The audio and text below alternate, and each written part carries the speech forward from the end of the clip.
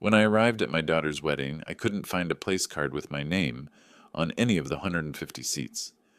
I asked my daughter where I should sit, and she replied indifferently, "Oh, we completely forgot about you. You can sit there," and pointed to a folding table near the restroom. I didn't get angry, I just left. But an hour later, her perfect wedding turned into a nightmare of betrayal and revenge, where justice struck unexpectedly and cruelly.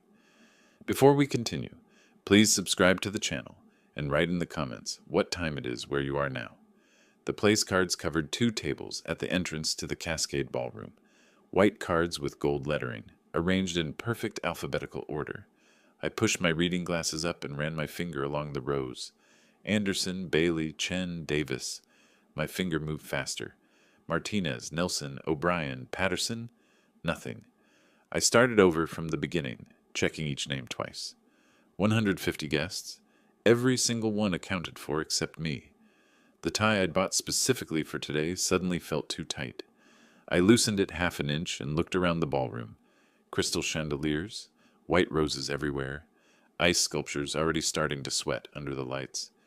Frida had insisted on the Grand Marquis because it was Portland's premier venue.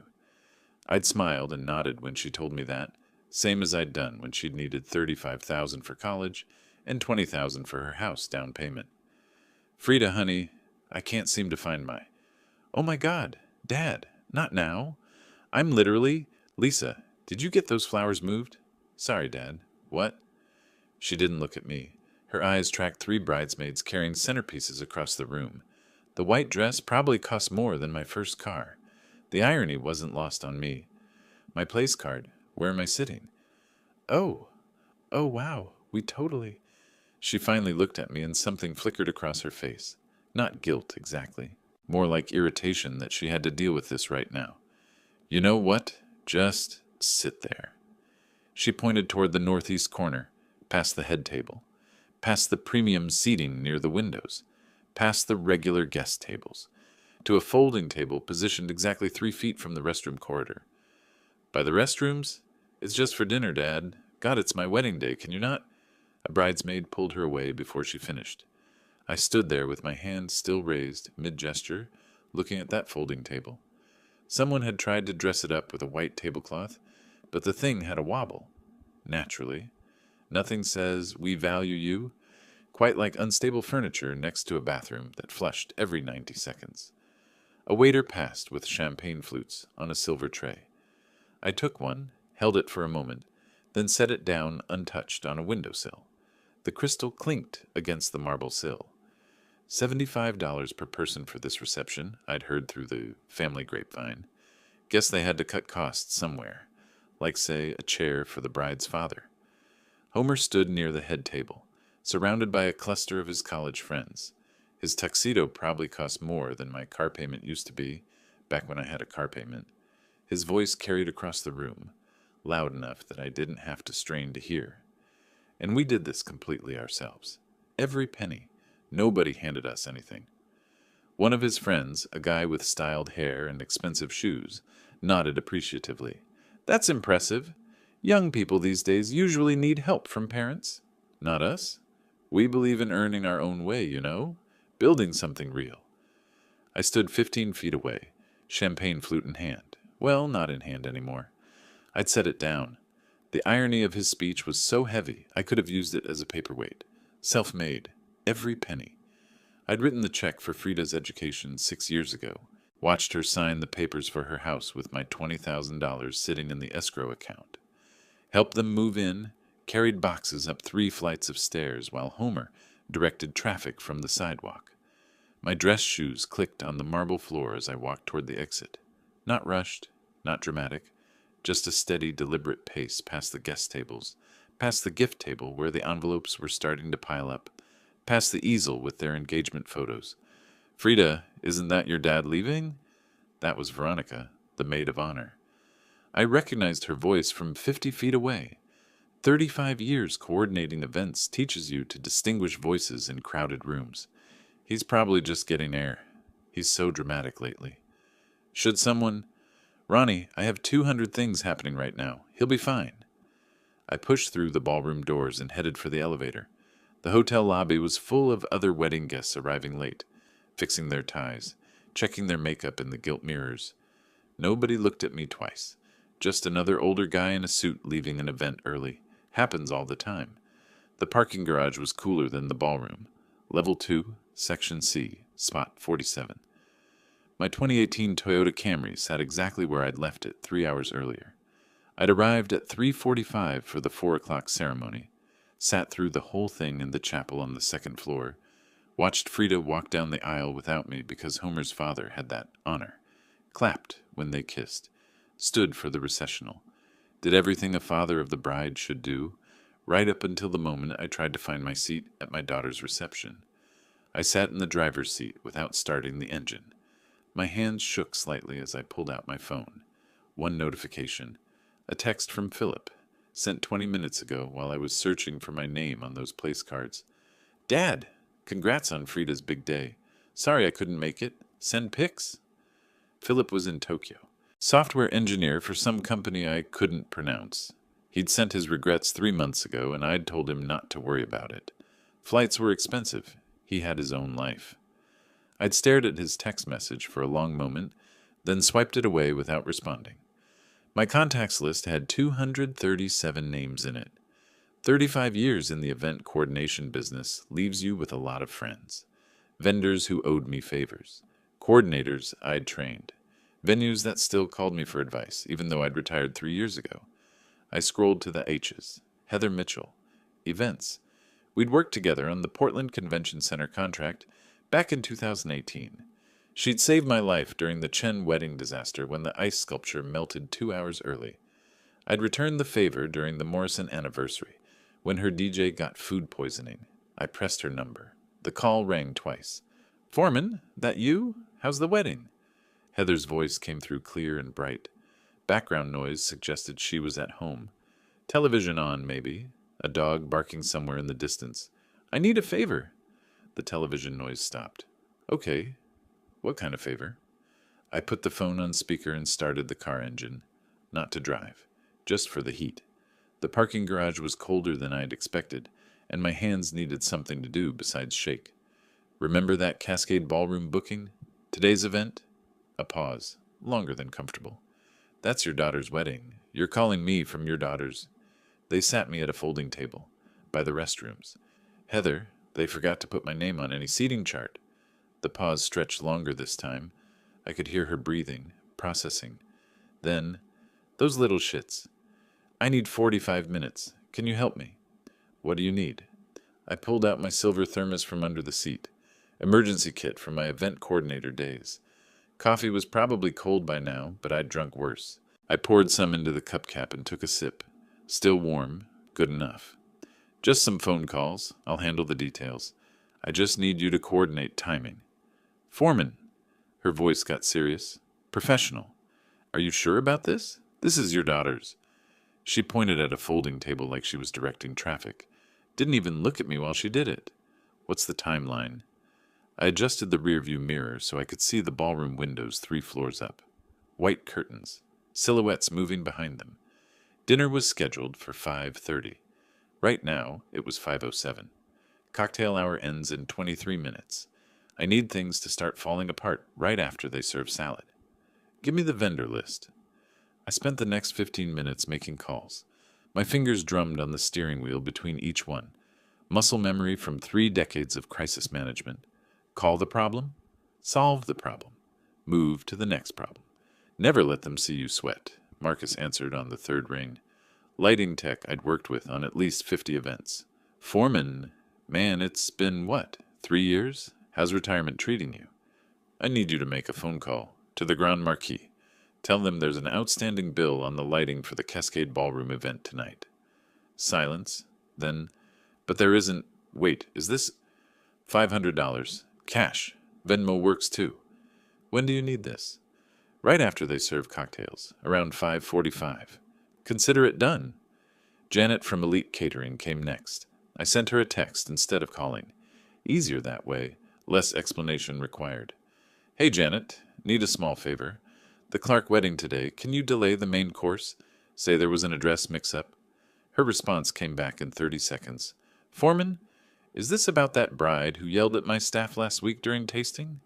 Maybe. Say no more. Entrees will be stuck in traffic. How long? At least an hour. Done. And foreman? Where even for that time I screwed up the Morrison anniversary. The best part about being an event coordinator for 35 years isn't the connections. It's knowing exactly which vendor holds a grudge against which client. Frida had apparently lectured Janet's catering staff about proper salmon preparation during her tasting. Janet remembered. Tommy the DJ was easy. I'd gotten him out of a contract dispute 2 years ago. He owed me. Family emergency, he said when I explained what I needed. I'll pack up right after dinner service starts. Very apologetic. Very sudden. The photographer took the longest to convince, but Brad finally agreed when I reminded him about the deposit I'd fronted him for his equipment upgrade. I'll text them at 5:55. Tell them I'm sick. Food poisoning. Very sorry. Recommend a replacement who's conveniently unavailable. By 5:30, I had everything in place. I poured more coffee and settled in to watch. The ballroom windows glowed warm and golden 3 floors up. I could see people moving between the tables. Dinner service had started. Salad course first, just like they'd planned. 5:43. A bellhop rushed out of the hotel entrance below my parking spot. He moved fast, practically running. Returned 2 minutes later with someone in a manager's suit. They both disappeared inside. 5:47.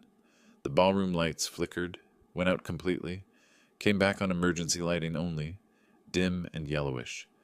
The hotel manager appeared in the ballroom doorway. Even from 3 floors down and 50 yards away, I could see his face. In this business, we call that expression the realization. It's the moment someone understands their perfect event is about to become a case study in what not to do.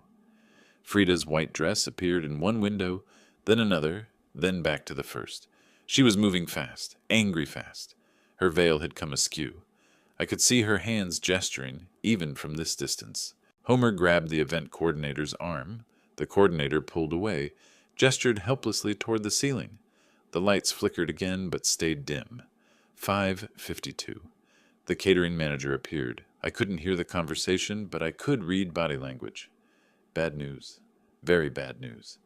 Frida's hands went up in the air. Homer started pacing. 5:56. Tommy began packing up his equipment on the far side of the ballroom. I watched him disconnect speakers, coil cables, load cases. Methodical, professional. Apologetic, probably, but firm. Family emergency. These things happen. 6:01.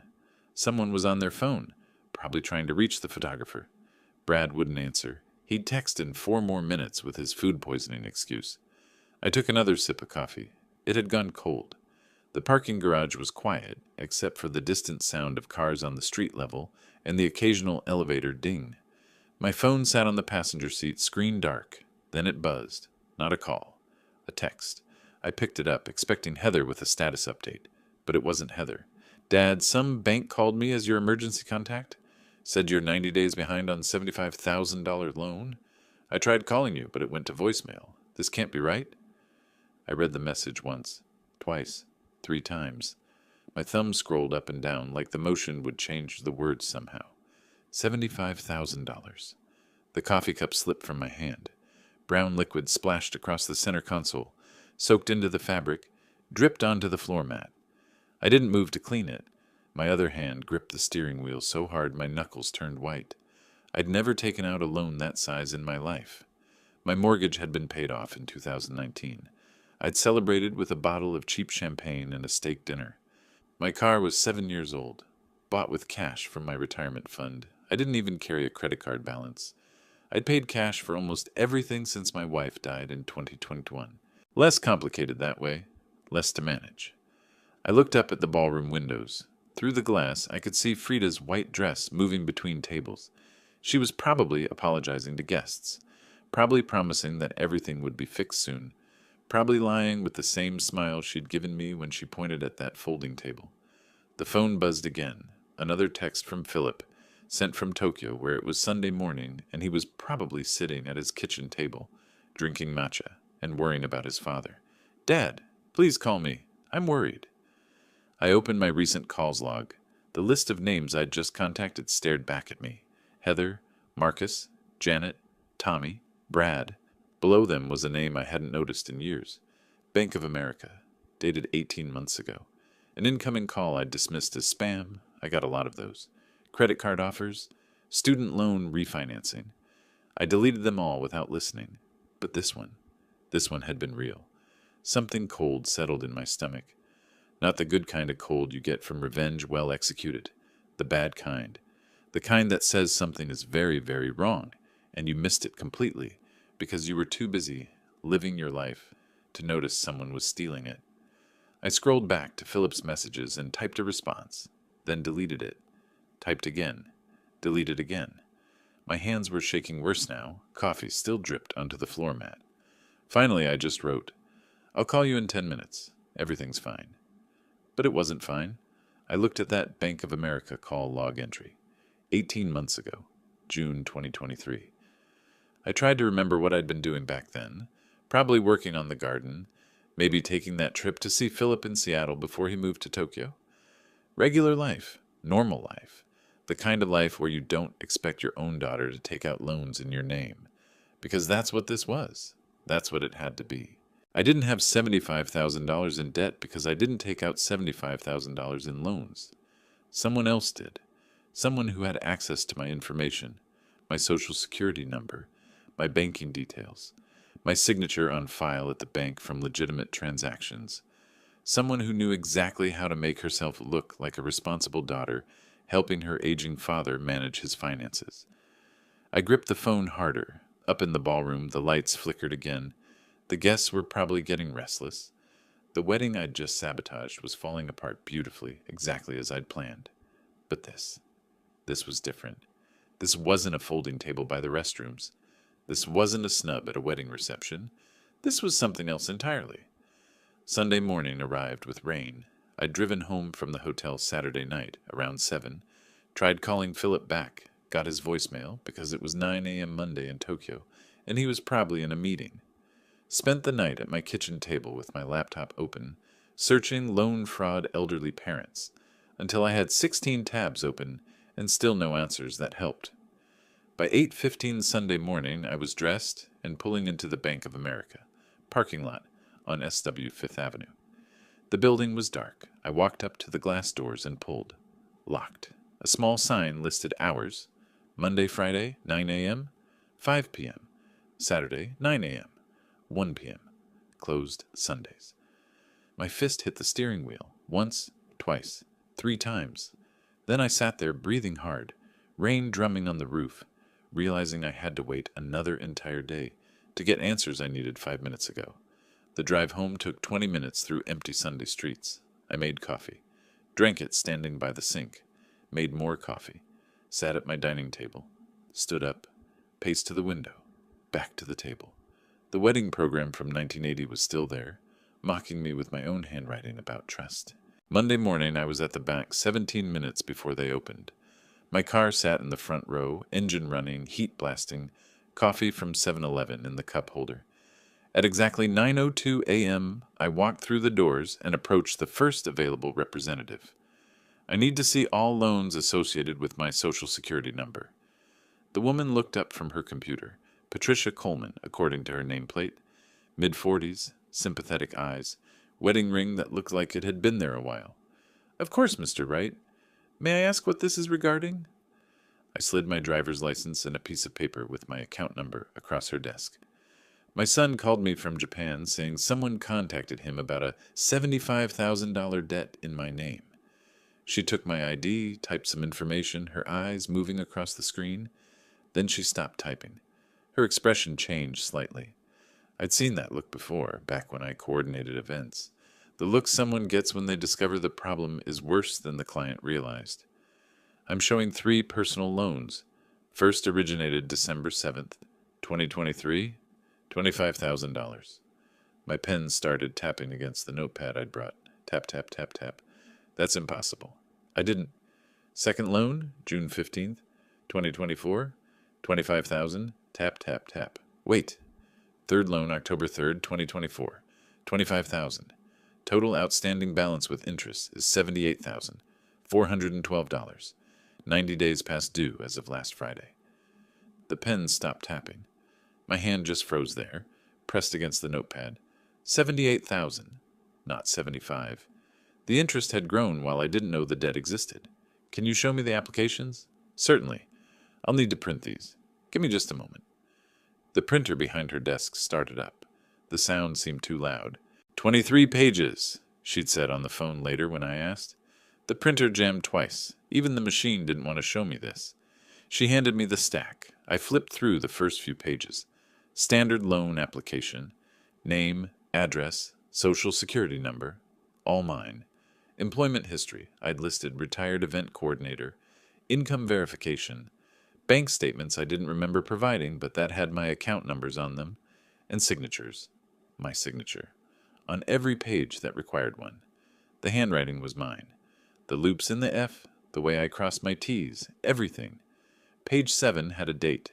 December 7th, 2023. I closed my eyes and tried to remember that day. 6 months after Sarah died. I'd probably been in the garden, or maybe organizing her clothes to donate. Depression fog, moving through days without really being present in them. The second loan application, June 2024. The third, October 2024. Each one with my signature. Each one legitimate looking enough that any bank officer would have approved it. Mr. Wright, is there anything else I can help you with today? I looked up. Patricia Coleman was watching me with that sympathetic expression bank employees learn, the one that says, "I'm sorry this is happening, but I can't actually fix it." No, thank you. I drove home with the papers in a manila envelope on the passenger seat. Every stoplight felt like it took an hour. Back at my apartment, I went straight to my bedroom closet and pulled out an old Nike shoebox from the top shelf. Corners worn, lid barely staying on. Inside were documents I'd kept from over the years. Sarah's death certificate, my retirement papers from 2022, tax returns, birth certificates, and a manila folder labeled Dad's Important Stuff in Frida's handwriting. I sat on my bedroom floor with the box contents spread around me. The folder sat in my lap. Inside were insurance documents. Life insurance policy beneficiary forms with Philip and Frida listed. Health insurance papers. Standard stuff. Underneath those, stapled together with a red piece of paper on top that said, Financial planning. Keep secure. Loan applications. 3 of them. Bank of America. My signature on every page. I'd signed these. I remembered now. May 22-24. Frida and Homer had come over for Sunday dinner. They'd brought the papers with them, spread them out on this same kitchen table where I was sitting now. Dad, this is just to make sure if something happens to you, the insurance company knows who to contact. That was Frida, putting the pen in my hand, pointing to signature lines. Homer had been helpful, almost cheerful. My financial advisor recommended everyone over 65 should have these updated. Just standard stuff. Initial here, sign here, date here. I'd signed. One paper, then another, then another. They'd explained something about credit availability for emergencies, about making sure I had options if I needed them. The words had washed over me while I nodded and signed and trusted my daughter to handle the details. Thanks, Dad. You're always looking out for us.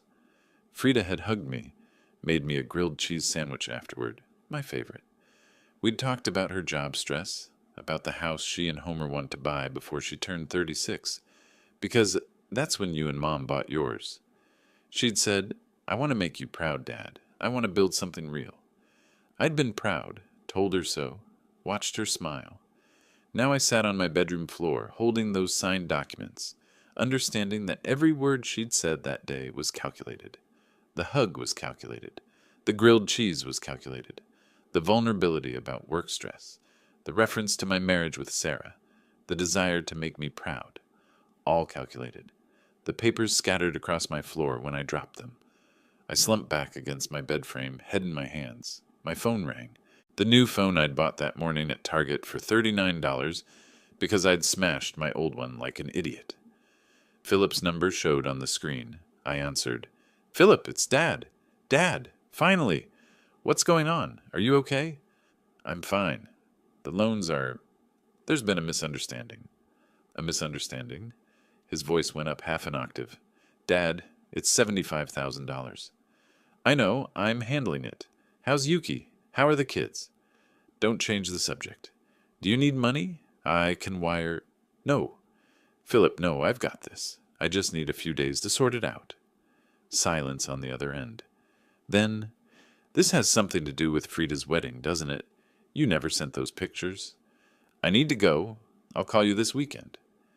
I hung up before he could argue, sat there surrounded by papers, evidence of my own stupidity and trust. My wedding invitation collection on the wall seemed to mock me. All those successful events, all that expertise, and I couldn't even protect myself from my own daughter. Someone knocked on my apartment door. I checked the time. 2:40 p.m. I gathered up the papers, shoved them back in the folder, stuffed everything in the shoebox, and pushed the box under my bed. Quentin Thompson stood in my doorway wearing golf pants and a polo shirt with the Riverside Golf Club logo. Emergency, you said. I was 2 under par. Come in. Sorry about your game.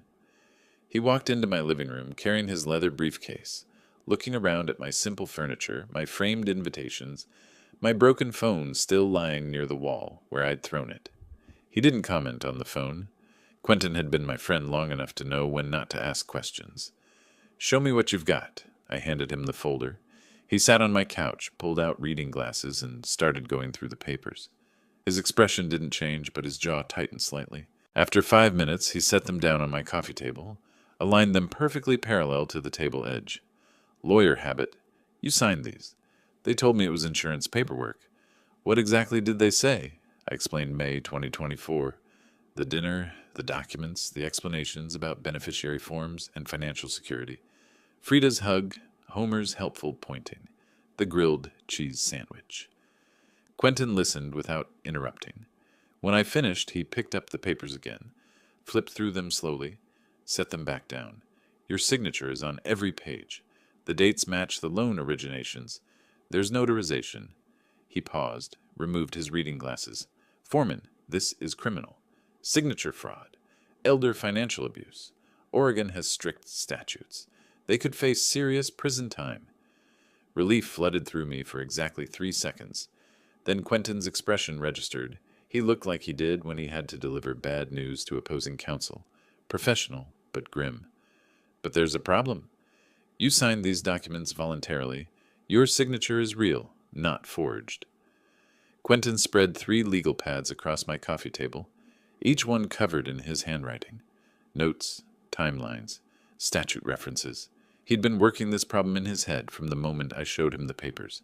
But they lied about what they were. Prove it! He pulled out a thick book from his briefcase. Oregon Revised Statutes. So heavy it made a thud on my table. It's your word against theirs. They'll say they explained everything. You're elderly and confused, misremembering. I'm not confused, Quentin. I'm 68, not 90. I know that, but to a judge? A daughter says she clearly explained loan co-signing to her father. He signed willingly. Now there's a family dispute because he regrets it. That's not what happened. He opened the statute book, showed me a page, highlighted sections about contract law, legal capacity, voluntary signatures. I believe you. But belief isn't evidence. You signed. There's no witness saying they deceived you. The legal principle is clear. Read before you sign. Ignorance of document contents isn't a defense. My coffee cup rattled against its saucer. I set it down on the side table, picked it back up, set it down again. So I'm just screwed? $75,000 and I'm screwed. I'm saying a criminal case won't stick. Civil case maybe, but expensive and uncertain. Family court would order mediation first. Could take years, thousands in legal fees. He wrote something on one of the legal pads, capital letters, circled it 3 times. Signed voluntarily. I got up, paced to the window. The rain had stopped. My reflection in the glass looked older than 68. What about elder abuse laws? Require proof of coercion or diminished capacity. You were functioning normally when you signed. Coordinating events, driving, managing your own finances.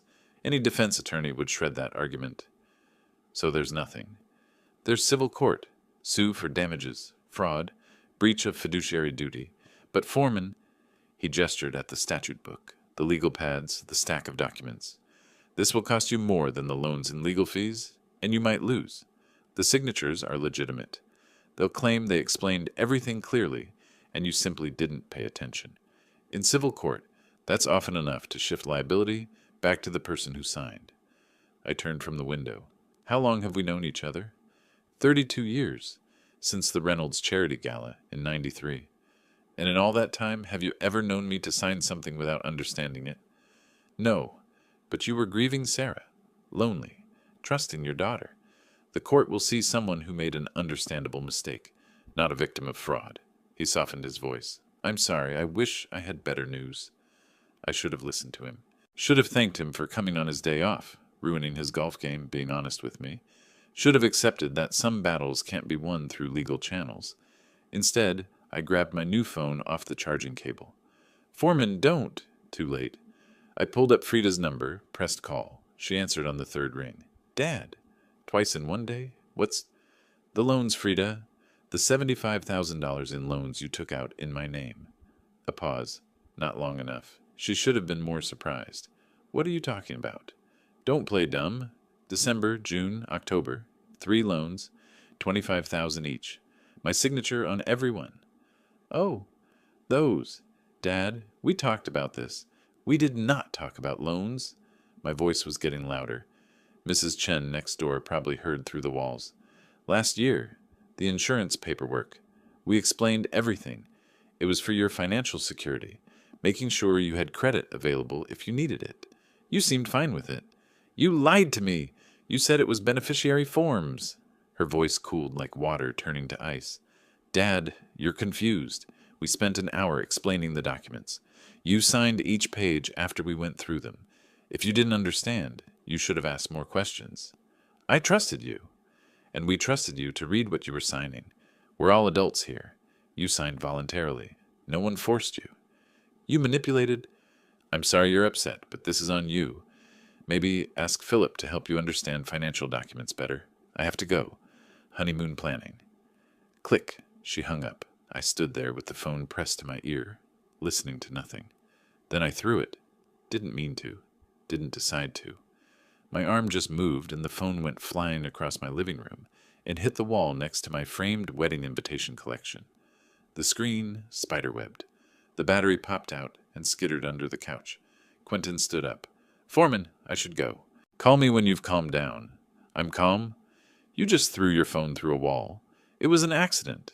He looked at me for a long moment, then gathered his legal pads and statute book. I'll look into civil options, but don't expect miracles, and don't do anything stupid. After he left, I paced. Living room to kitchen, kitchen to bedroom, bedroom to bathroom, back to living room. The Chinese takeout I'd ordered sat on my counter growing an ecosystem. Kung Pao chicken, $45 with delivery and tip. I'd spent more on food I didn't eat than my first month's rent in 1976. The universe has a twisted sense of proportion. 7 o'clock became 8. 8 became 9. The light outside my windows faded from gold to purple to black. Across town in their Pearl District condo, Frida and Homer were having a very different evening. I know this because I would learn about it later, piece it together from fragments. But that night, while I paced and raged and broke my phone, they were having their own crisis. Unpacked wedding gifts sat in boxes along their wall. Champagne bottles from the reception lined their counter. Homer sat at his laptop going through credit card statements, rubbing his temples. This is bad, Frida. Really bad. It was one reception. We'll deal with it. The vendors are asking for immediate payment because of the disruptions. Janet's demanding her full fee despite the dinner delay. The DJ wants his cancellation fee waived, but the venue won't cover it. The photographer Brad texted his partner, and now they want a lawsuit for defamation. So we pay them. With what money? We used everything for the wedding. Everything plus... Don't say it. The loans are due, Frida. All 3 of them. And your dad? My dad is fine. He called all upset, but he'll calm down. You're sure? I handled him. Told him exactly what we practiced. That we explained everything he signed voluntarily. He's just confused now. Homer's coffee cup rattled against the counter. He set it down, picked it up again, set it down. And he bought it? He didn't have a choice. It's his word against ours. We're legally covered. If Veronica's notarization holds up. Ronnie notarized everything perfectly. His signature is real. We're fine. Homer relaxed slightly. The old man's not as sharp as he used to be. He'll calm down. Probably just embarrassed he didn't read what he signed. Let's hope so. Can we please focus on fixing this reception disaster? I still can't believe... I told you we should have hired my coordinator choice. Oh, so now it's my fault? Their argument continued. Homer got up, went to the bathroom. In the mirror, he looked at his reflection. Dark circles under his eyes, lines around his mouth that hadn't been there 6 months ago. He opened the medicine cabinet, pulled out a bottle of Tums, chewed 3 of them. His hand trembled slightly as he gripped the sink edge, splashed cold water on his face. Then he pulled himself together, walked back out smiling. But I knew none of this. Not yet. I just knew that Frida had hung up on me, that Quentin couldn't help me, that I'd broken my own phone like an idiot.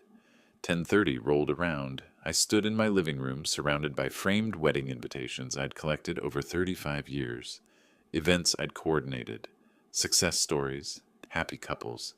Every invitation represented weeks of planning, hundreds of details, crisis management, and problem solving. I took down my own wedding program from 1980. The paper was yellowed, edges soft from age. I'd written an inscription on the inside cover in my 23-year-old handwriting. The most important thing in a wedding is trust. Young, idealistic, in love. That version of me believed it. 68-year-old me knew better. I set the program on my dining table and opened my laptop. My smashed phone was useless, but I had my computer. I pulled up my old Outlook contact file from my consulting days. 3 years since I'd opened this. Names scrolled past. Caterers, florists, photographers, DJs, venue managers, hotel coordinators. 237 entries. I opened Excel, created a new spreadsheet, typed Frida Homer exposure analysis in the header cell. Below that, columns. Mortgage amount, car leases, credit cards, wedding vendors, known debts. Every financial pressure point I could identify. Then I opened Instagram. Frida's profile was public. A woman who seats her father by the bathroom doesn't understand privacy settings. Her latest post was from the wedding reception, timestamped at 5:18 p.m., before everything went wrong. The photo showed her and Homer cutting their cake, all smiles and white teeth. Caption, Living Our Best Life. Blessed Ashstream wedding, worth every penny. I screenshot it, opened a new folder on my desktop, named it Research. The wedding program from 1980 sat next to my keyboard. I picked it up one more time, read my own handwriting. The most important thing in a wedding is trust. I'd spent 35 years building a career on trust. Trust between vendors and clients. Trust between coordinators and venues. Trust that when someone hired me to manage their most important day, I would do it right. Frida had learned from me, learned how to build trust, learned how to maintain relationships, learned how to coordinate complex operations without leaving fingerprints. She'd used everything I taught her to rob me. Fine. If they wanted to use my profession against me, they'd forgotten one crucial detail about event coordinators. We don't just plan events. We know how to dismantle them. I started typing. Names from my contact list. Vendors Frida and Homer might use. Venues they might need. Services they'd require as they tried to maintain their lifestyle on borrowed money and maxed credit cards. My smashed phone lay on the floor near the wall. Broken, useless, but I wasn't. Tuesday morning I was up before dawn. The alarm on my new phone went off at 6, but I'd been awake for an hour already, lying in bed running scenarios.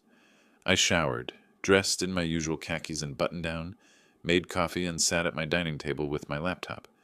3 days of research started now. Real research, the kind that would give me ammunition. Multnomah County property records came up first. I typed in their address on Northwest Northrop Street. The Pearl District condo had sold for $650,000 18 months ago. Property tax assessment showed a mortgage of approximately $480,000. Monthly payment somewhere around $3,200, maybe $3,500 depending on their rate.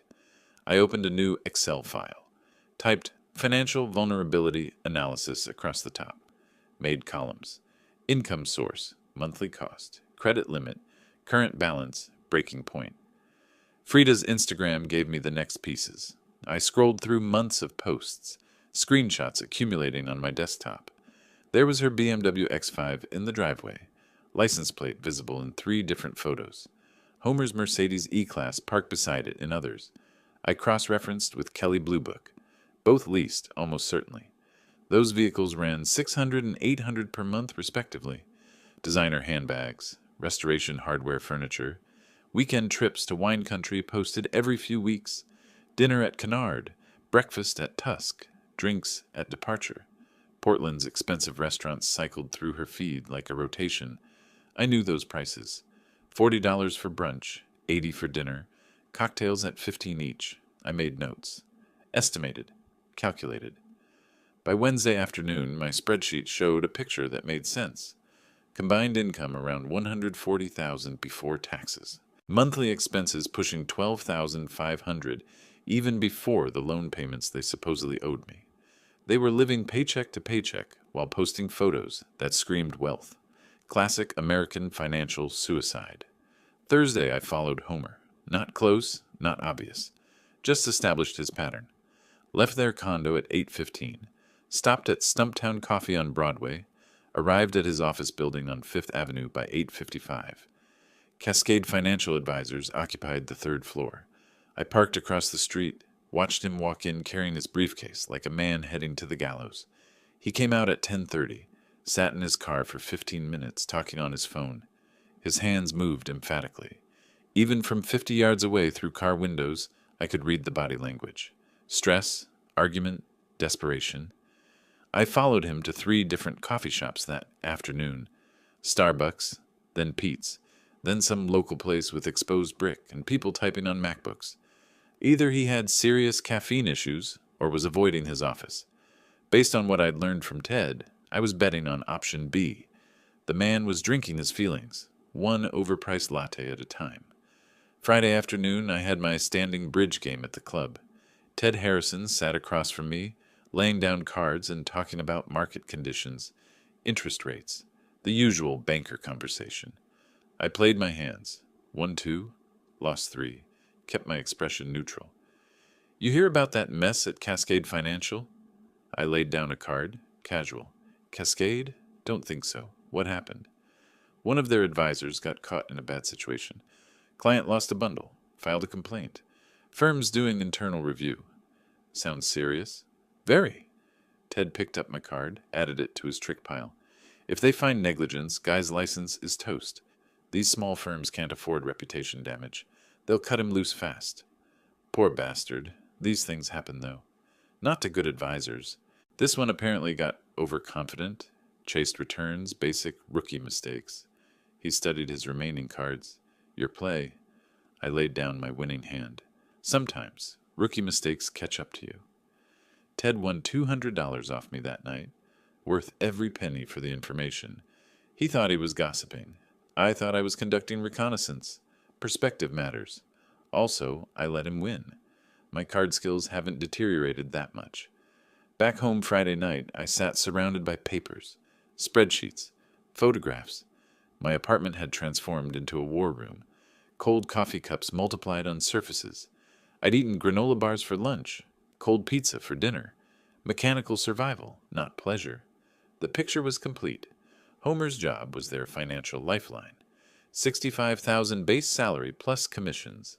If that income disappeared, they'd default on everything within 60 days. The house, the cars, the Instagram lifestyle, all built on financial quicksand. I poured myself 2 fingers of bourbon, the good stuff, the bottle I'd been saving for something worth celebrating. Sat at my table, staring at my research. They'd used my profession against me, used my trust, my relationships, my career-long reputation for reliability. Frida had learned everything from watching me coordinate events for 35 years. Learned how to manipulate people, maintain appearances, execute complex plans without leaving fingerprints. She'd learned too well, but she'd also forgotten one crucial detail about event coordinators. We don't just plan events, we know how to dismantle them. Homer's job investigation was already in progress. I didn't start that fire, but I could make sure it burned hot enough that his firm had no choice but to act. The social component was still missing, though. Frida's carefully maintained image, her Instagram perfect life, her network of envious friends and colleagues. She'd humiliated me publicly while she played perfect bride for social media. Turnabout wasn't just fair play, it was necessary. I pulled up my contacts, found Heather's number, typed, "Remember those wedding industry groups you're in? Facebook, Instagram? I need you to tell them a story, anonymously. Are you free tomorrow?" Her response came in 30 seconds. "What kind of story?" "A funny one, about a bride who forgot to invite her own father. Details changed enough for plausible deniability, specific enough that people will figure it out." 3 dots appeared, disappeared, appeared again. "You're playing with fire." "I know where the extinguishers are." Another pause. Finally, "Tomorrow. Coffee. You're buying." I closed my laptop, looked at my wedding program from 1980, still sitting on the table. Young, idealistic me had written about trust being the foundation of marriage. 68-year-old me understood something that 23-year-old me didn't. Trust was also the foundation of revenge. They'd trusted I was too old, too trusting, too powerless to fight back. They'd trusted their legal protections and plausible deniability. They'd trusted wrong.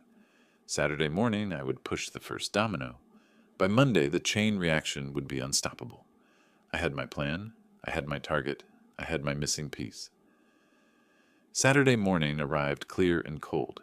I met Heather at Barista, a cafe in northeast Portland, far enough from my neighborhood that we wouldn't run into anyone we knew. She was already there when I arrived, laptop open, coffee steaming, looking nervous. "We're really doing this?" I slid into the chair across from her. "We're telling a true story, anonymously. That's not illegal. It's petty. It's accurate." She stared at her laptop screen, cursor blinking in an empty text box. "People will figure out it's about Frida." That's the point. She humiliated me in front of 150 people, posted 47 Instagram stories about her perfect wedding, left out the part where she forgot her father. Forgot? Right. That's one word for it. So we're reminding people. The wedding industry is small. Portland wedding industry is tiny. Everyone talks. They'll eat her alive. I ordered coffee from the waiter, waited until he left. "Yes, they will. Is the story ready?" Heather's fingers hovered over the keyboard. "I write. Heard the wildest story from a venue coordinator friend." "Then what?"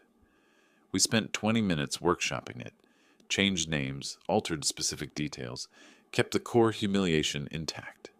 Father of the bride, major financial contributor, seated at folding table near restrooms, while bride posed for Instagram photos. Daughter's dismissive response when confronted. 35 years coordinating events, never seen anything like it. "Add the folding table detail," I said. "Folding table near the restrooms. You want me to add that part?" "Add it." Her hands shook slightly while typing. "Done. God help us both." She posted simultaneously to 3 Facebook groups: Portland Wedding Professionals, PDX Event Coordinators, Oregon Hospitality Network. Groups she'd been active in for years. Her anonymous account looked legitimate because it was legitimate. Alternate profiles she'd created years ago for industry discussions, where she didn't want her name attached. The post went live at 9:47 a.m. By noon, it had 23 comments. By 3 p.m., 47. The symmetry was poetic. The universe has a sense of humor, after all. I spent Saturday afternoon at home, drafting my other strike. Generic computer paper, careful wording.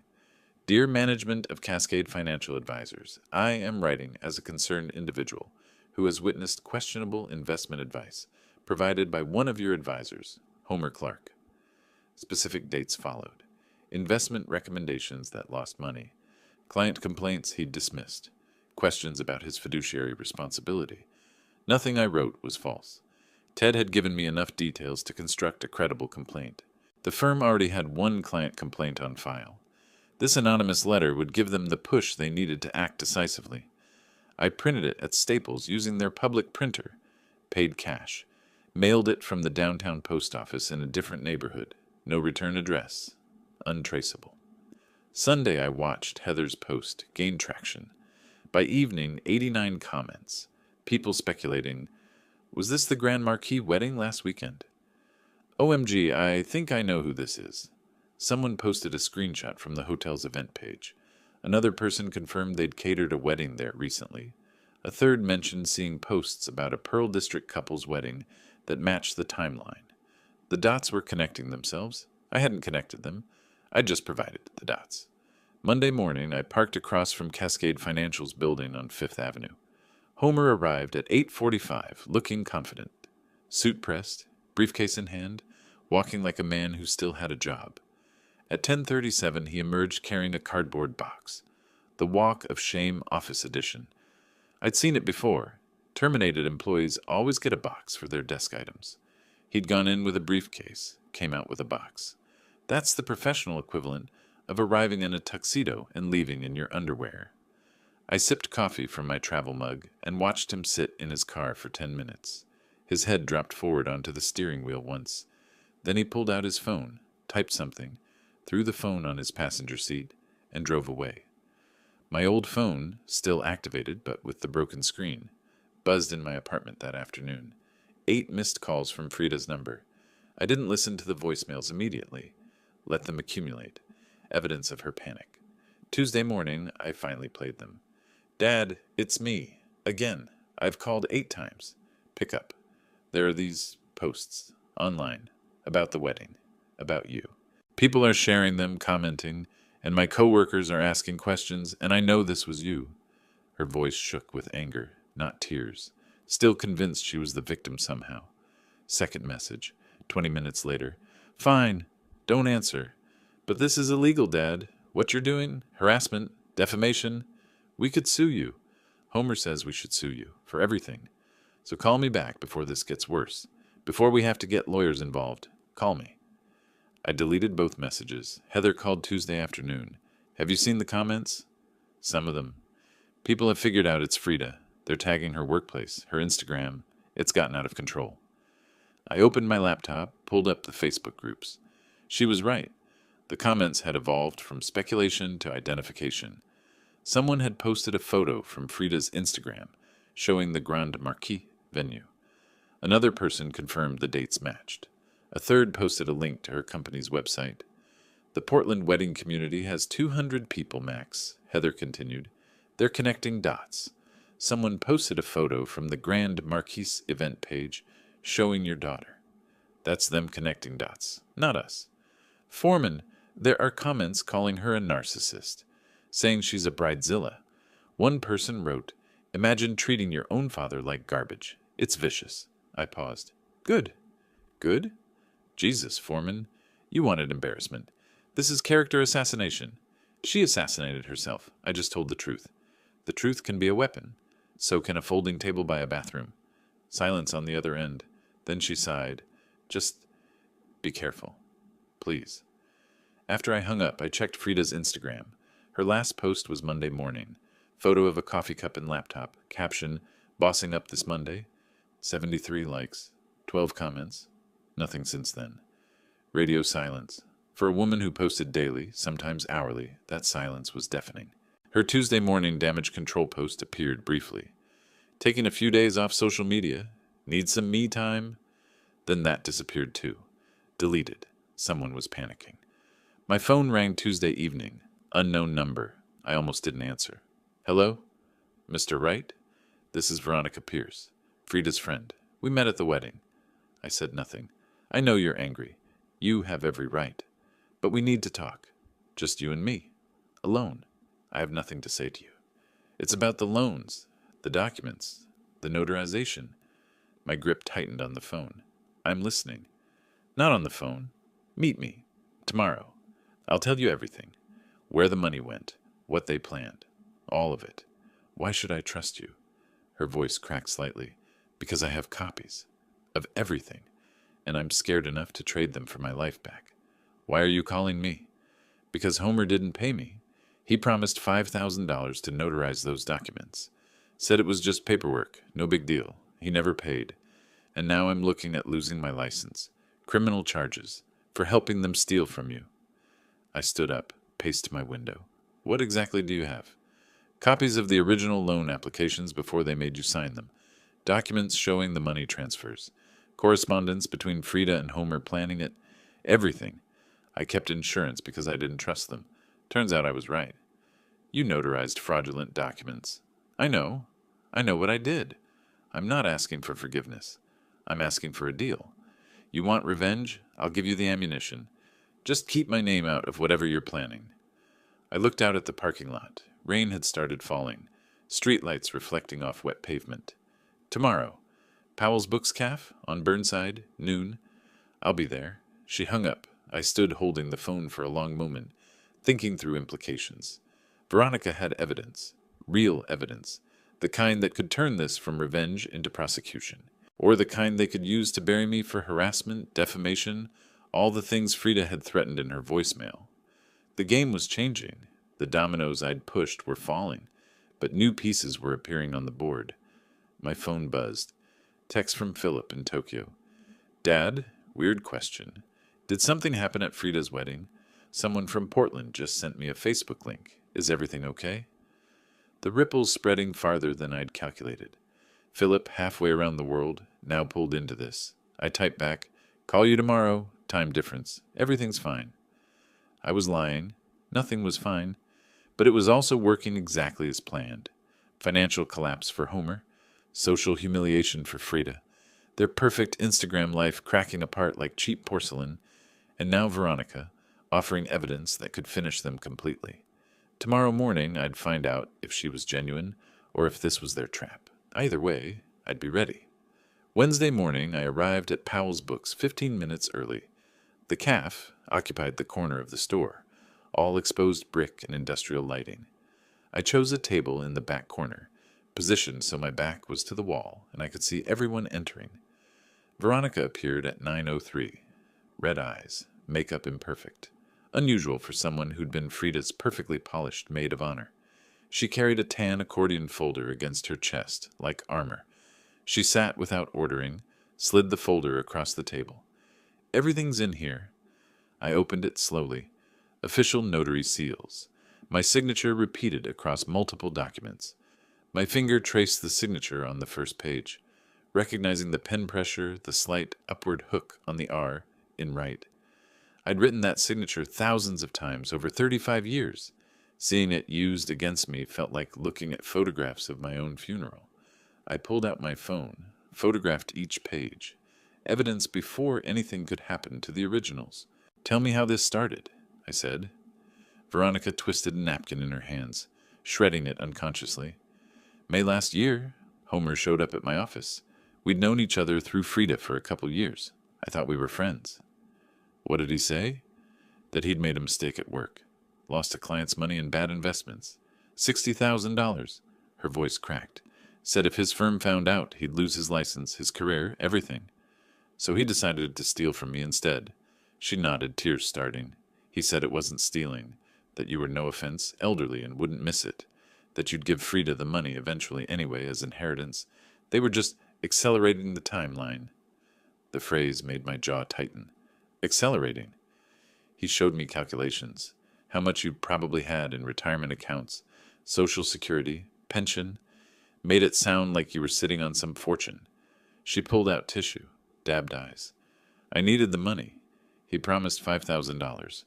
I was behind on rent, student loans, drowning.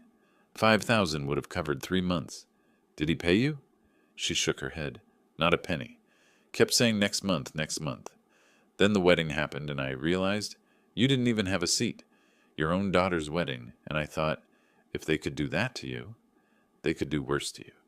I'm going to lose everything. She was crying openly now. My license, my job, probably go to jail for helping them steal from you. And he never even paid me. I let her cry. Ordered coffee for both of us from a passing waiter. Made us look normal, just two people having a difficult conversation.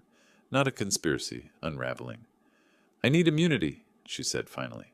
Complete immunity, or I'm not testifying to anything. I pulled out my phone.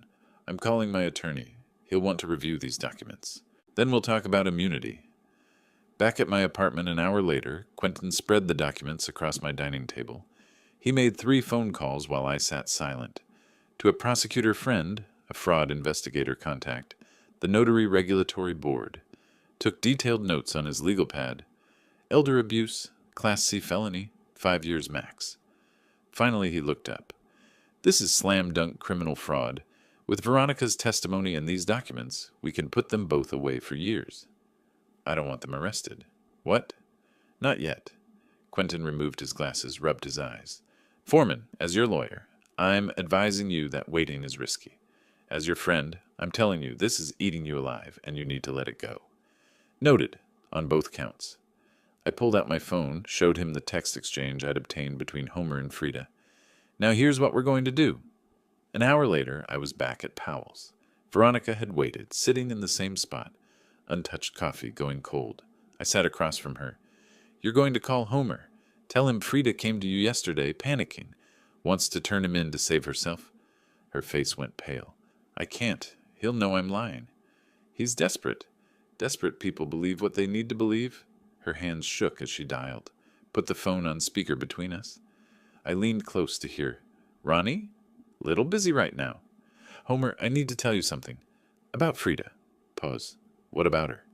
She came to me yesterday, at my office. She was freaking out. About the loans, the documents, everything. And she asked me if there was any way to make it look like you did everything. Like I notarized documents you brought me, without her knowledge. Silence. 5 full seconds. Not breathing, not moving. When he spoke again, his voice was hollow. She said that. She's scared, Homer. She thinks if this goes to police, she can get immunity by testifying against you. She said something about, he manipulated me, too. I'm a victim. That bitch. Veronica's hand jumped at his venom. I told her I couldn't lie, that I wouldn't. But I thought you should know what she's planning. Where is she now? I don't know. She left my office yesterday afternoon. Haven't heard from her since. But Homer, she seemed serious. I think she's talking to a lawyer. Heavy breathing. Okay. Thanks for the heads up. What are you going to do? Whatever I have to. She's not throwing me under the bus. No fucking way. Click. He hung up. Veronica was shaking. I just lied to him. Completely lied. Frida never came to me. I know. He's going to confront her. They're going to fight. Yes. This is insane. Her voice broke. You're manipulating all of us. Yes. And when it's over, when they've torn each other apart and there's nothing left, then I'll go to the police. With your testimony, which I'll make sure protects you. Immunity, like you asked. How can I trust you? Because I keep my promises, unlike Homer, unlike my daughter. She left at 2:15, still crying, mascara destroyed, clutching her purse. I'd promised her immunity. I'd promised protection. I intended to keep those promises. Probably. I drove home with a book on the passenger seat. Robert Frost poetry. I'd bought it while walking aimlessly through Powell's after Veronica's confession, saw it. Remembered reading The Road Not Taken to young Frida. Bought it reflexively. Didn't know why. My phone buzzed. Quentin. Just confirmed with prosecutor friend. Veronica's testimony. Putz documents. Slam dunk case when you're ready. But Foreman, be ready soon. This is spiraling. He was right. The wedding chaos had been almost playful. The social media humiliation justified. But now I was manipulating a mentally unstable woman into destroying 2 people, one of whom was my daughter. I pulled into my apartment parking lot, sat with the engine off. My phone rang. Unknown number. Should have trusted my instinct not to answer. Hello? Dad? Frida's voice thick with tears. Dad, please. Homer just called me screaming about Ronnie saying I was going to the police. I don't understand what's happening. Why is everyone turning on us? Dad, I need you. Please. Can we talk? Please? The please broke something. Or maybe fixed something. I couldn't tell anymore. Where's Homer now? He left. Just grabbed his keys and left. Said I betrayed him. That I was going to blame everything on him. I don't know what Ronnie told him, but it's not true. Dad, none of this is what you think. We can explain. Please. I sat in my car, phone pressed to ear, watching afternoon shadows lengthen across the parking lot. Tomorrow, my apartment, noon. Come alone. Thank you. Thank you, Dad. I hung up before she could finish the lie. Thursday morning, my phone buzzed at 9:47. Text from Heather. Friend at Cascade says Homer Clark terminated this morning. Effective immediately. I stood at my kitchen counter, coffee cup halfway to mouth. Set it down carefully. Read the message 3 times. Pulled up LinkedIn. refreshed Homer's profile. Open to opportunities appeared in his headline. The corporate euphemism for just got fired made me smile slightly. Within 3 hours, he'd removed his employer entirely. By afternoon, his profile was private. Professional erasure complete. At 11:30, I sat in Quentin's office signing lawsuit documents. Stack of papers 3 inches thick. My signature appeared 17 times. Ironic, given they'd forged mine to start this mess. "This will destroy them financially," Quentin said. "You know that." "That's the point. $120,000. They'll never pay it. You'll end up with a judgment they can't satisfy." "I don't want their money. I want their house, their cars, their perfect Instagram life. I want them to lose everything like they tried to take everything from me. This goes beyond recovery. This is scorched earth." I signed page 15. "You say that like it's a bad thing," his paralegal filed electronically. "Document number 2025, CV Mo847, Wright Visa Clark and Clark. Public record, permanent." I made 3 phone calls that afternoon. Ted from Bridge Club, a former colleague at Wells Fargo, a credit union manager, each call casual, mentioning ongoing litigation with family members, dropping names Frida and Homer Clark. Knew the information would flag their accounts. Can't refinance with pending lawsuit. By 4 p.m., their financial options had narrowed to 0. Homer's LinkedIn profile changed from financial advisor to open to opportunities. So fast, I got whiplash. The professional equivalent of running away to join the circus, except less dignified. At 6:30, I drove past their Pearl District condo. Couldn't help myself. Lights on, shadows moving behind curtains. Animated, arguing. I parked half a block away, windows cracked. Muffled shouting carried down the street. Their neighbor Marcus emerged from the building. Phone to his ear. "Dude, they've been screaming for an hour. I'm recording this in case I need it for noise complaints." I watched him hold his phone toward their window, recording. Drove away before being noticed. Satisfied but queasy. Thursday night, scrolling Facebook, I saw the post in Pearl District Neighbors.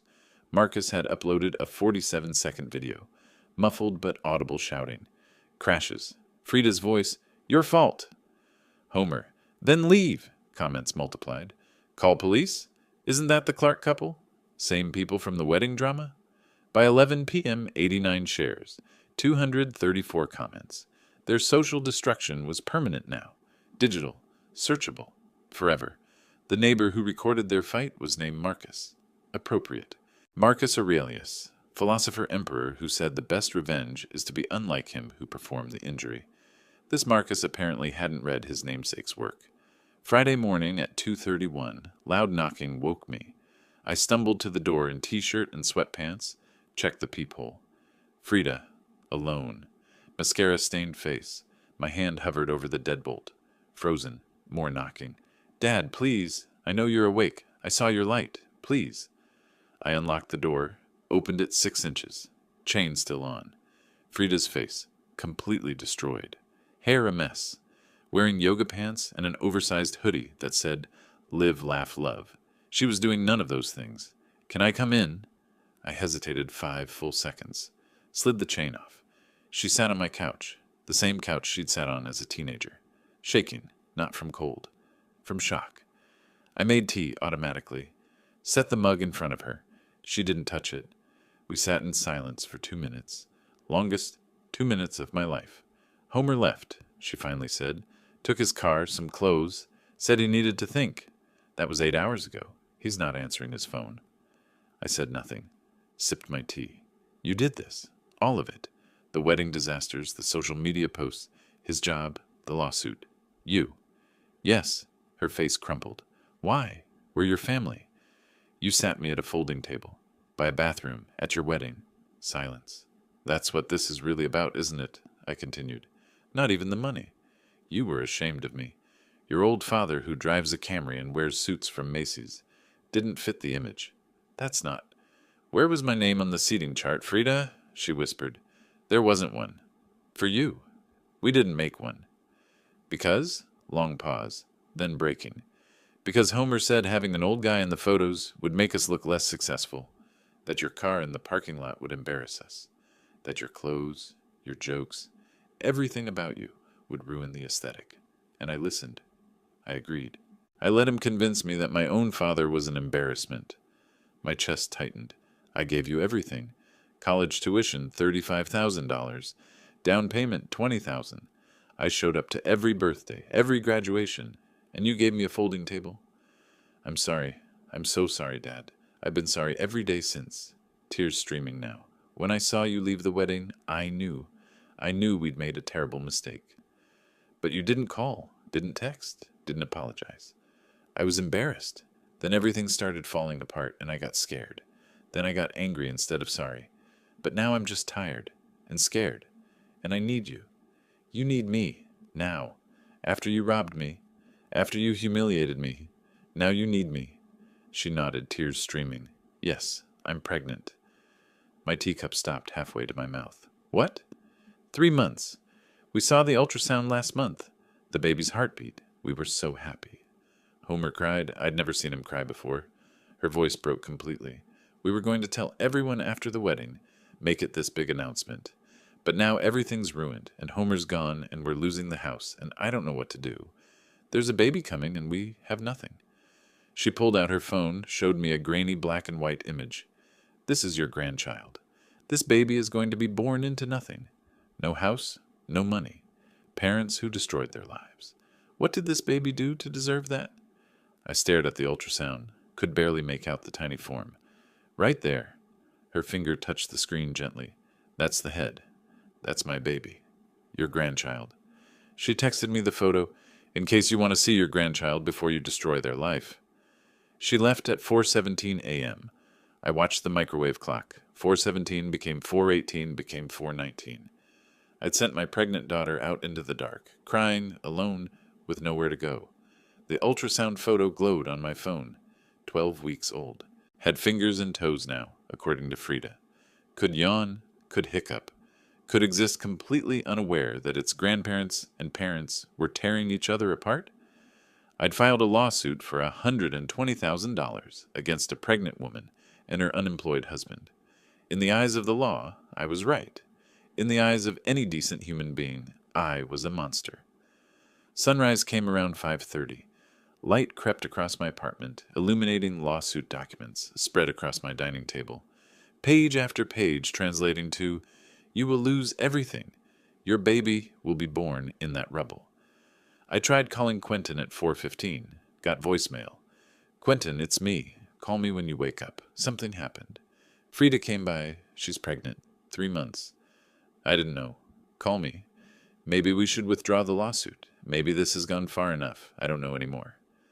I sat in the chair by my window all morning. Didn't turn on TV. Didn't check phone. Made coffee, forgot about it. Still didn't drink it. At 6:15 my phone rang. Frida's number. Her voice was different. Flat. Empty. "Dad, I need you to meet me somewhere. Right now. There's something you need to see. About the money. About what really happened. And about why I'm telling you now, instead of keeping it secret until court." 6:45. Friday morning, I pulled into the parking lot of Roosevelt Elementary, the playground where I'd pushed Frida on swings every Saturday when she was 7 years old. She'd chosen the location. Manipulation or genuine nostalgia, I couldn't tell anymore.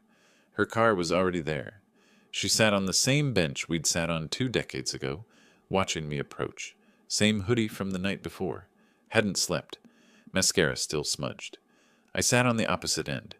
3 feet between us, feeling like 3 miles. She handed me a manila envelope with shaking hands. "Everything's in here. Bank statements. Timeline. Where every dollar went." I read while she talked. My finger traced the numbers. 25,000 December 2023. 25,000 June 2024. 25,000 October 2024. Homer's work emails printed out. Client complaint. Documentation of his losses. "Homer came to me May last year," she said, panicking. "Said he'd lost $60,000 of a client's money, that if his firm found out, we'd lose everything. So you decided to steal from me instead. We called it borrowing. He said it was like an advance on my inheritance, that you'd leave me everything eventually anyway, we just needed it sooner. I'm 68, not dying. I know that now," her voice cracked. "But then, Homer made it sound reasonable. Like we were just shifting the timeline. He researched your Social Security, your pension, said you didn't need that much money. You discussed my finances behind my back. He made spreadsheets, projections, said we'd pay you back before you even noticed. I noticed. She told me about the 2 weeks in 2010 when I'd broken my leg, how she'd taken off college to care for me, made breakfast, helped me to the bathroom, watched old movies together. I loved you, Dad. I still love you. I just got lost. Homer got in my head. I made terrible choices. I remembered those 2 weeks, how sweet she'd been. My hand almost reached toward hers on the bench. Almost. Maybe people could change. Maybe desperation made people do things they regretted. Then I asked the question that had been burning in my chest since the wedding. Why the folding table? Why by the bathroom? She froze. 30 seconds passed. 40. A full minute of silence. Finally whispered, Homer said having you in the photos would make us look less successful. Less successful. That your clothes, your car, everything about you was old, that people would judge us, that it would ruin the aesthetic of our wedding album. The word aesthetic hit like a physical blow. I stood up, walked 3 steps away, turned back. You let him convince you that your father was an embarrassment. I'm sorry, You're sorry you got caught. You're sorry your plan fell apart. You're not sorry you did it. That's not true. I've been sorry every day since the wedding? Since I left? Or since the loans were discovered? Which moment of sorry are we talking about? She was crying now. Please, Dad, I'm pregnant. My grandchild needs parents who aren't criminals. Leave. I walked to my car, left her crying on that bench, drove directly to Portland Police Central Precinct, asked for the fraud detective, waited 45 minutes in the lobby. Detective Paulson took my statement for 2 hours. I provided Veronica's documents, bank records, and one more thing. A recording. I'd been recording on my phone in my pocket the entire playground conversation. Oregon is one party, consent. My recording was legal. Her confession was admissible. This is one of the clearest elder abuse cases I've seen, Paulson said. You're willing to go forward? Yes. Your daughter's going to jail. You understand that? I understand they stole $75,000 from me using forged documents. I understand Oregon law treats elder financial abuse as a Class C felony. Paulson smiled slightly. You've done your research. I had a good lawyer. Veronica arrived within the hour, gave her statement. Arrest warrants issued that afternoon. I didn't watch the arrests. Got a text from Paulson at 4:17 p.m. Both subjects in custody. Later learned details. Homer arrested at a friend's apartment. Frida arrested at their condo, alone, packing belongings. Both processed, booked, arraigned next morning. Bail set at $50,000 each. Philip wired bail money for Frida. She'd called him from jail, crying. Homer's parents bailed him out 2 days later. The police station waiting room had posters about neighborhood watch and drug awareness. One said, see something, say something. I'd seen my daughter commit fraud, and I was saying something. Civic duty at its finest. 1 week before the scheduled trial, prosecutor Sandra Chen called. Mr. Wright, we need to discuss a complication. The defense attorney filed a motion for leniency based on Mrs. Clark's pregnancy. She's now in her 2nd trimester. They're arguing incarceration would endanger the fetus. I said nothing. The defense is proposing a plea deal. Probation instead of prison, restitution payment plan, community service. They'd plead guilty, but avoid jail. And if I say no, we go to trial. With the pregnancy factor, a jury might be sympathetic. The plea deal guarantees convictions, guarantees restitution, guarantees consequences. Prison is uncertain. How long do I have to decide? 48 hours. I spent Saturday at Columbia River Gorge. Sat at a waterfall overlook for 3 hours. Didn't hike. Didn't move. Just watched waterfall. Sunday night at 10 p.m. I called Chen. I'll accept the plea deal with conditions. What conditions?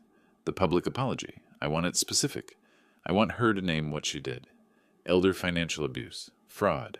And I want her to apologize for the wedding. The wedding isn't part of the criminal case. Then make it part of the plea. She apologizes for everything, or I don't accept. Monday morning, September 8th, Multnomah County Circuit Court. I arrived 30 minutes early, sat in back row. Frida and Homer entered separately, hadn't spoken in weeks. sat at defense table not looking at each other. Frida visibly pregnant now, 18 weeks, wearing a loose dress. Homer in a borrowed suit, too big for him, looking 10 years older. Judge Hoffman read charges. Both pled guilty. She announced sentences. Homer, 18 months probation, 500 hours community service, 5-year ban from financial services. Frida, 12 months probation, 120,000 restitution over 10 years, $1,000 per month, community service at elder care facility. After sentencing, Frida approached me in the hallway. Homer was already gone. Thank you for not sending me to prison. I looked past her, not at her. I didn't do it for you. I know, but still, thank you. You'll pay every penny, every month, for 10 years. I will, I promise. Your promises don't mean much to me anymore. She flinched. I understand. Do you? Do you understand that I'll never forget? That every time I see you, I'll remember that folding table? That I'll remember you telling me I was too old for your wedding photos? I'm so sorry, Dad. Sorry doesn't fix it. Can I call you when the baby comes? Long pause. Maybe. When he's born. If you've been making payments. If you've been following probation. If you prove you're actually changing. Maybe then. What about trust? Trust doesn't return, Frida. It has to be rebuilt. That takes years. Maybe decades. Maybe never. October 2025. 4 months after the wedding. Their Pearl District condo sold at auction for $620,000. After paying off the mortgage, bank fees, and taxes, they walked away with $95,000. That money disappeared into moving costs, lawyer fees, medical bills, and first-last deposit on a studio apartment in East Portland. 400 square feet, $950 a month. Homer worked the night shift at UPS loading dock, $16 an hour. Frida on medical leave, high-risk pregnancy, no income. Combined, they made about $3,500 a month after taxes. After rent, utilities, baby costs, and the $1,000 restitution payment, they lived paycheck to paycheck. Frida's Instagram was deleted. All social media gone. Couldn't face the comments. The wedding photos sat in a storage unit box, unopened. The public apology ran in the Oregonian on September 15th. Page B7, between a car accident report and a missing cat notice. I bought 5 copies. 1 to keep, 1 for Philip, 1 for Quentin, 1 for my files, and 1 that sat next to my canceled Bridge Club membership card. Sometimes you need visual reminders of the life you used to have versus the life you chose. I'd lost 15 pounds. My clothes didn't fit right. I quit Bridge Club permanently. Started seeing a therapist weekly for the first time in my life. Quentin had insisted. My apartment felt emptier than before, though nothing physical had changed. The invitation collection still hung on the wall, but I didn't look at it anymore. Philip called weekly from Tokyo. Dad, Yuki and I are moving back next summer. June, probably. The kids should grow up near their grandfather. I'm fine, Philip. No, you're not. Quentin said you look terrible. That you've lost weight. Quit everything. Quentin talks too much. He's worried. I'm worried. Dad, you won. But it doesn't feel like winning, does it? Long silence. No, I finally said. It doesn't feel like winning. You valued justice over fraud. There's a difference. Is there? Because from here the line seems pretty blurry. October 28th, 2:17 a.m. My phone rang. Frida's number. Dad, the baby came. He's early. 5 weeks early. They have him in the NICU. I sat up in bed. Is he okay? They think so. His lungs are underdeveloped. They have him on oxygen, but they say he should be fine. Where's Homer? At work, night shift. He can't miss it, or they'll fire him. We need the money. So you're alone? Yes, and I'm scared. And I know I don't deserve to ask, but please, Dad, please come. I need you. I sat in the dark. Clock glowing. 2:17 a.m. Which hospital? OSU, 5th floor NICU, room 5-17. I'll be there in 30 minutes. Thank you. Thank you so much. Frida? Yes? I'm coming for him, not for you. Do you understand that? Voice breaking. Yes, I understand. I drove through empty Portland streets. Arrived at OHSU at 2:47 a.m. The nurse checked my ID. Only 2 visitors at a time. Are you grandfather? Yes. He's in Bay 7. 5 pounds 2 ounces. Breathing well. He's a fighter. I approached the incubator. Tiny baby with tubes, wires, monitors beeping softly. Frida stood nearby, giving me space. We named him Forrest, she said quietly. After you. Forrest Philip Clark. I didn't respond. Just looked at the baby. I thought you'd want to know. He's very small. The doctors say he'll grow, that he'll be fine, just needs time. I touched the glass. We all need time. Does this mean, are we... I turned to face her. I'm here for him. Because he's innocent. Because he deserves a grandfather who shows up. But you and I, we're not fixed. We're not okay. We're just existing in the same space, for his sake. She nodded, tears falling. I'll take that. It's more than I deserve. Yes, it is. I stayed 20 minutes, watched the baby breathe, watched monitors beep, then left, drove home through empty streets, sat in my car in the parking lot for 10 minutes before going inside. Text from Philip. Yuki and I bought plane tickets, June 15th. We're coming home, Dad. The kids can't wait to see Grandpa every week. I typed. Good. Frida's baby was born tonight. Premature but healthy. You're an uncle. Philip. That's wonderful. How do you feel? I stared at the question. How did I feel? I'd destroyed my daughter's life. Got my money back. Got convictions, probation, public apology. Got my revenge. And I felt empty. Tired. Old. But looking at that baby through glass, I'd felt something else. Something like purpose. I don't know yet, I typed. Ask me in 10 years. Inside my apartment, I made tea. Sat at the dining table where I'd planned everything. Where lawsuit documents once spread. Where evidence once accumulated. The table was empty now except my phone. Screenshot of Forrest's first photo on the screen. Tiny baby in NICU. Fighter. Survivor. I thought about justice. About revenge. About family. About the cost of being right. Realized I won and I lost. And somehow, both things were true.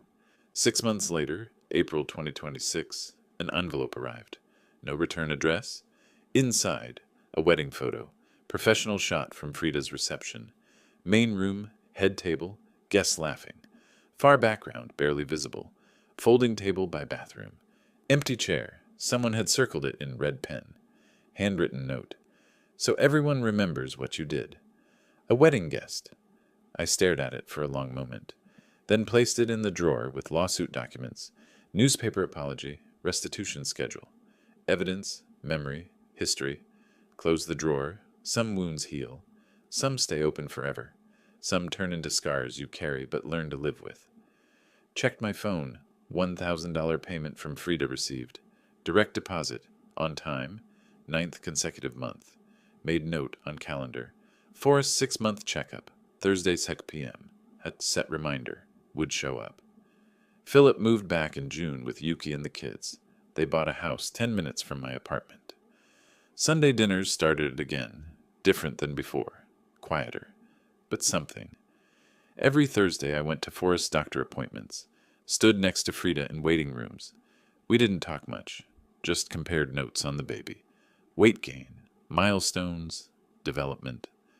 Homer stopped coming to appointments after the 3rd month. Working too much, Frida said. I didn't ask more. Didn't care.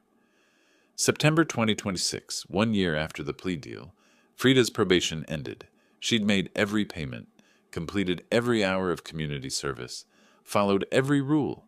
She called me after her final probation meeting. It's over. I'm done. Congratulations. Dad, I know we're not okay. I know trust isn't back. But I've been thinking... maybe we could have coffee sometime. Just talk? I looked out my window, watched cars pass, thought about folding tables and wedding photos, and $75,000 and tiny babies in NICU incubators. Maybe, I said. Not yet. But maybe someday. I'll wait, however long it takes. Good. I hung up, went to my calendar. Circled a date 2 weeks away, Forrest's first birthday party. Would show up, would bring a gift. Would stay an hour, would leave. That was enough, for now, maybe forever. Some things, once broken, stay broken. You just get better at living with the pieces. But sometimes, very slowly, in the spaces between the cracks, something new grows. Not the same as before, never the same. Just different. Just real. I made dinner for one, sat at my table, ate slowly, washed one plate, one fork, one glass. This was my life now. Hollow victory. Expensive justice. Complicated family. Careful boundaries. Not better. Not worse. Just what I'd chosen. And some days looking at photos of Forrest learning to crawl, hearing Philip's kids call me Grandpa, watching Frida make every single payment without fail. Some days it almost felt like maybe, eventually, it might add up to something other than emptiness. But probably not. Probably this was it. The best version of the ending. Everyone alive. Everyone paying what they owed. Everyone showing up when required. Everyone permanently scarred, but functional. I could live with that. I was living with that. And maybe, in another decade when Forrest was 10 and trust had maybe started to rebuild, and time had maybe softened the edges, maybe then it would feel different. But for now, this Thursday afternoon, scheduling next week's appointment, checking the restitution payment had cleared, planning Philip's Sunday dinner. For now, this was enough. If you like this story, please like this video, subscribe to the channel, and share your impressions of this story in the comments. To listen to the next story, click on the box on the left. Thank you for watching.